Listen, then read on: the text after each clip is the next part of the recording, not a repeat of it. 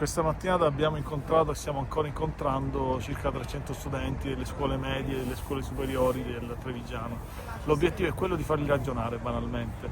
fermarsi un attimo su una cosa che danno per scontato, che tutti diamo per scontato, cioè cosa succede una volta che una foto, un video, un commento va in giro su internet e come cambia la vita se quella foto è particolarmente imbarazzante, intimo, personale.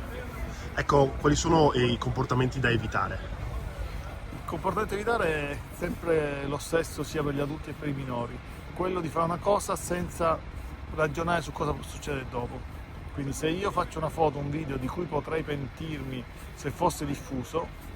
devo avere l'accortezza che quella foto, quel video può uscire dalla fiducia. Noi facciamo sempre l'esempio di coppie di fidanzati, che è un fenomeno trasversale tra minori e adulti, che si scambiano materiale, che nel caso dei minori fra l'altro sarebbe anche materiale pedopornografico, quindi tutelato dalla legge perché i minori degli anni 18, qualsiasi video, foto sessualmente esplicita è tutelata dalla legge perché l'esposizione, perché ci sono adulti dietro che creano un mercato, ma in generale quella foto prima o poi la fiducia verrà violata e il video foto uscirà dal contesto della coppia.